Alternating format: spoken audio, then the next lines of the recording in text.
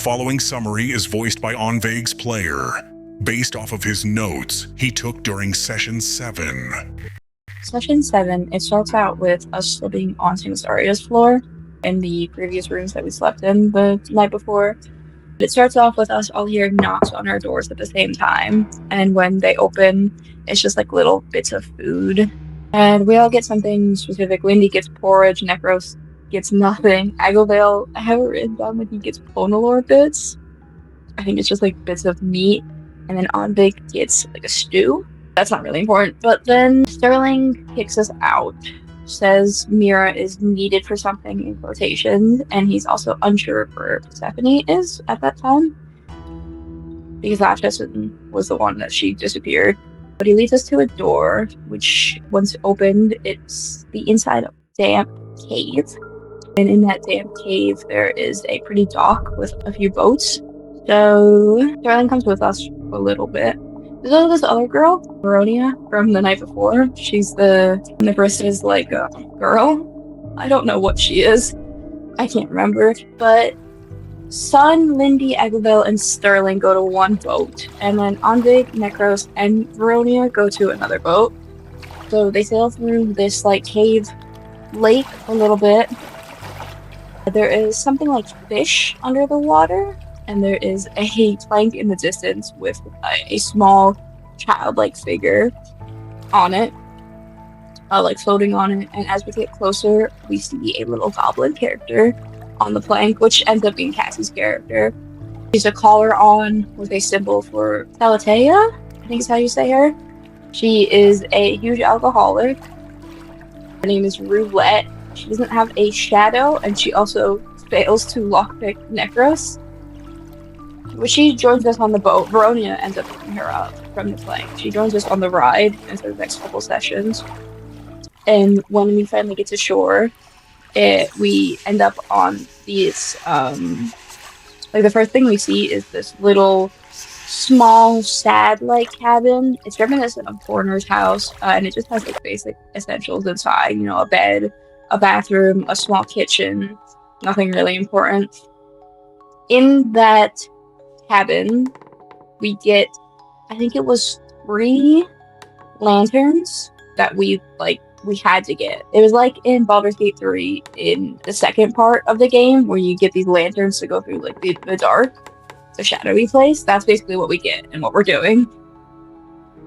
Hirieth briefly shows up to talk to us and then fucks off. I don't know why he did that. I can't remember what he said. But we're walking through a very dark forest for quite a while.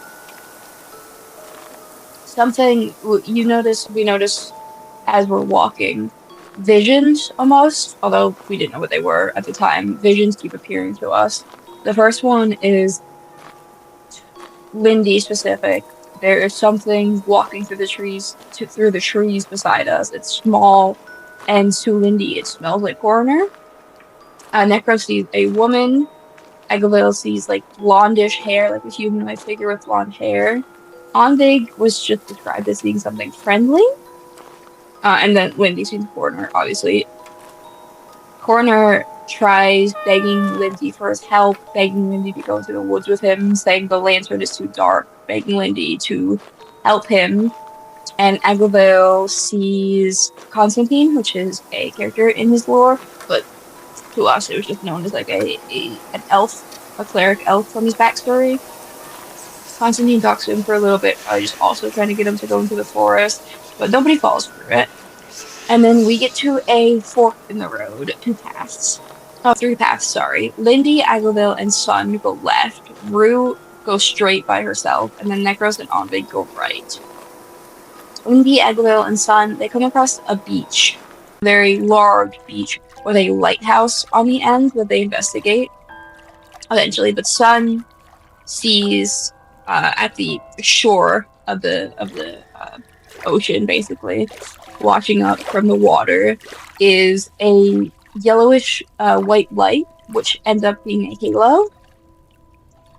And out far in the water, but still kind of close to them where they can see it, there is a naked figure with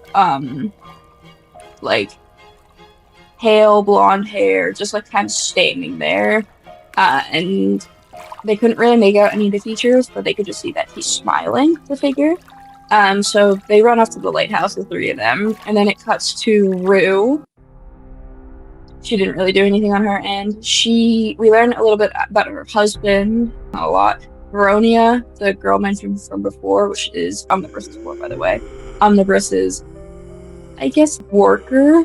I don't want to say demigod, but I think is chosen. Veronia goes with Rue. Doesn't really do anything. She just tells Rue to be safe, that she's real, as opposed to all the other figures on this floor, and she leaves. Rue's husband ends up coming as a figure, saying that he lost their daughter, and Rue just kind of says, "Fuck you, go fuck yourself." And then at the end, she kind of just runs into a dead end, so she retraces her steps.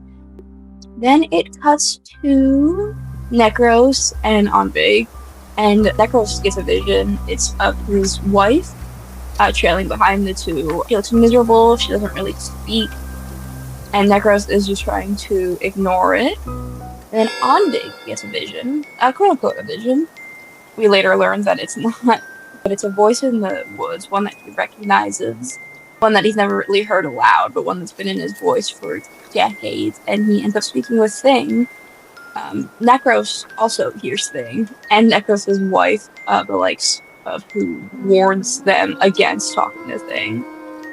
But Annveig tries ignoring Thing, despite Thing constantly harassing him, and Thing warns him, and then tells him he's in big trouble and leaves them alone.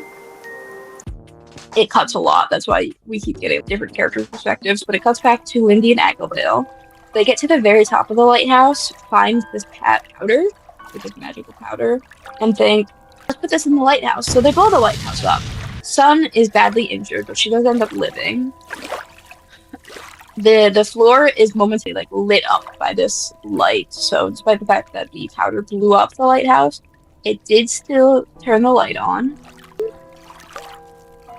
And they have a little interaction with Veronia, who tells them they're fucking stupid and don't go into it. Also, 3 different paths of stairs. I'm sorry. There's a cellar outside of the lighthouse. There's one that Necros and Annveig find, and then I think there was another one. I can't remember. Where Veronia warns them against the evil cellar lighthouse staircase. Calls us all stupid. Fucks off. Oh, Rue found the staircase, that's right. So Rue finds the staircase, and the whole party ends up walking back together to that. But they get stopped by a dragon midway through. I can't really remember much about the dragon. I think it was just... I don't think it was anything special. I think it was just a dragon.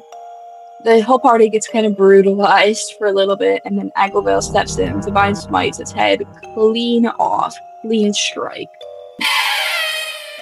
And while Necros and Annveig go down, everybody does still live. And they go down this staircase that Rue had found earlier. I thought she found a dead end, but I guess she found a staircase. So they go down the staircase that Rue had found. And they set up camp, and it's long rest time. Sun is still unconscious. Nobody's really in a good state after everything, but everybody is alive. Everybody prays. Does their prayers. So Annveig speaks to Amok. And nothing really important happens. Just talks about Thing. Asks for protection from Amok. Amok says that Annveig is his favorite, and their plan is still on, even though Persephone's gone. But Amok claims that she didn't really matter, and then he leaves. Lindi prays. He talks about his day, claims that Annveig killing the dragon was impressive. And then for something Lindi did, which was not revealed to us, Ponalor tells Lindi he will need to repent, but he will visit him later. He plays blackjack, loses a bunch of shit with her gods, Altea, and just doesn't... She just does her nightly game, which is her version of praying. Necros, I have written down, he just talks to his maggots, and the maggots talk about eating sun. Annveig, I don't have a lot for him.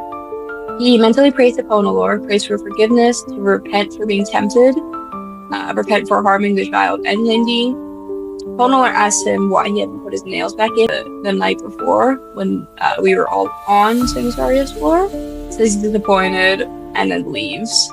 Annveig, as he's starting to lay down to rest, after doing as Ponalor says, his sword starts whispering to him in the voice of Constantine.